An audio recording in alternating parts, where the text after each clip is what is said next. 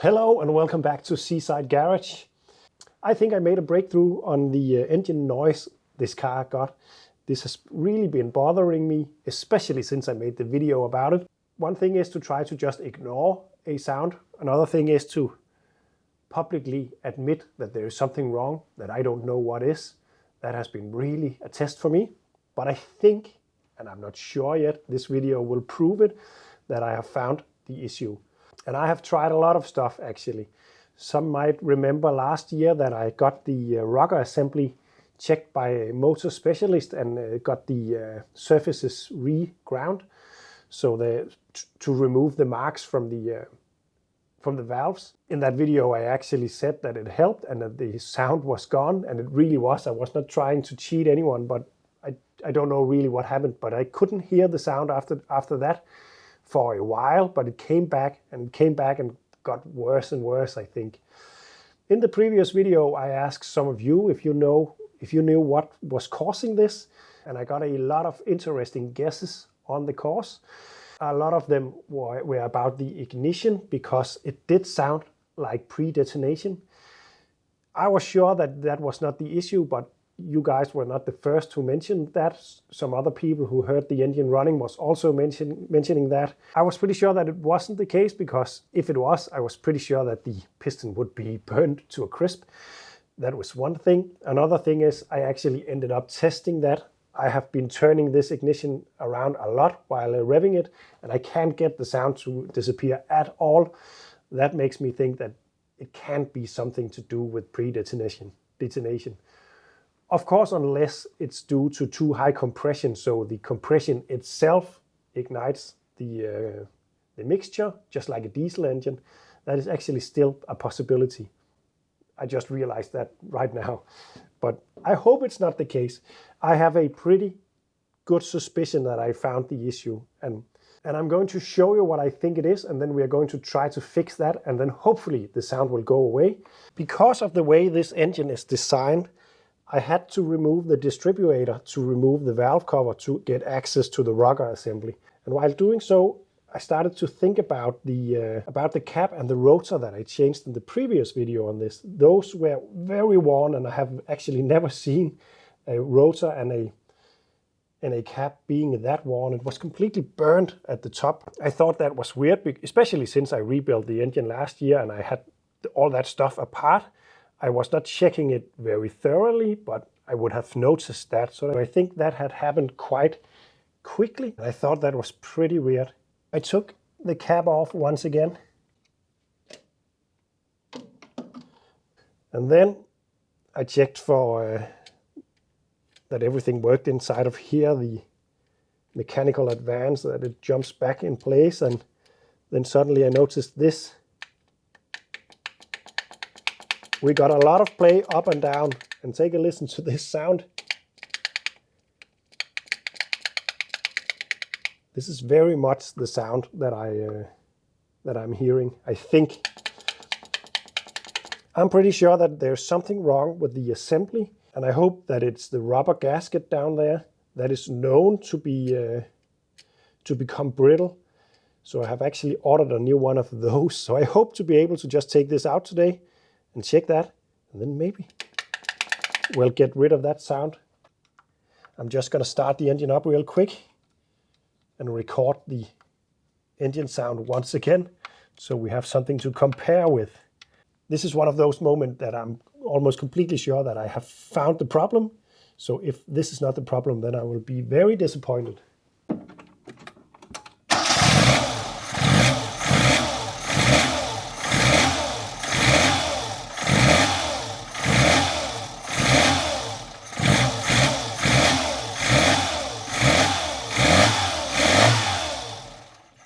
I'm pretty sure that you could hear that. So now we're going to try to take out the distributor and try to find out what is making it move that much about.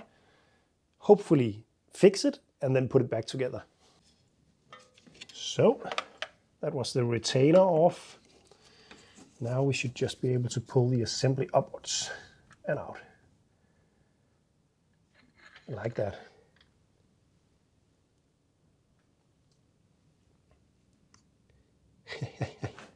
And this is the oil ring that I already bought when I figured out that this could be the problem.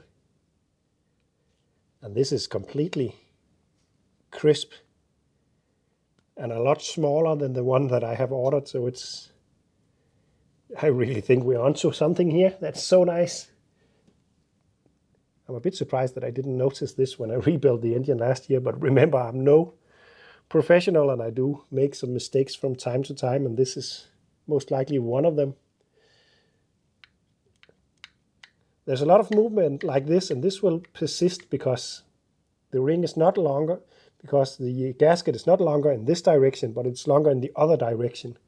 So it will still be able to move about, but I think because this is so worn that it will go all the way down and hit. Yeah, and maybe you can even see that. You can see down there it's completely polished in the bottom end. I think that's because it has been tapping against the gears. So now we are at the workbench. And here we have a new rubber that I ordered all the way from Germany. It feels so silly to order something so small, so far away, but that's just the way it is.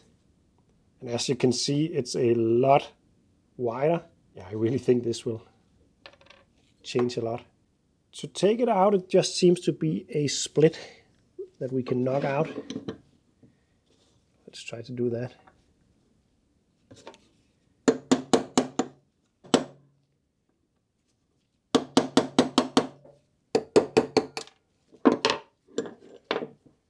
So now we should, yeah, we can just pull it off. It seems almost unbelievable that this has been soft plastic at one point. It's completely crisp and hard, and I think it could crack up any minute. The new one is softer, but not as soft as I was expecting actually. But it is a lot wider. So this will make a difference, that's for sure. But is it going to fix the problem? Oh, I really hope so. It would be so nice.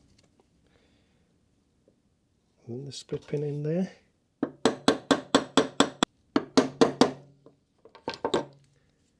Like that. Well, then it should just be a matter of fitting it back to the engine. And then let's see. Oh, I really hope. There's nothing else to do than to put it all back together and hope it works.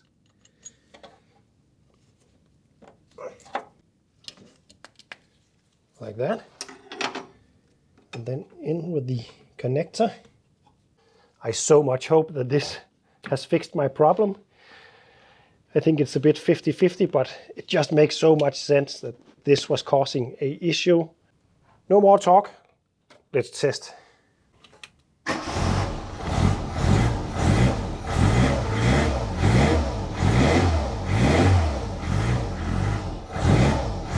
So I was almost completely convinced that this was the problem that I was having. It turns out it's not. I got the same sound.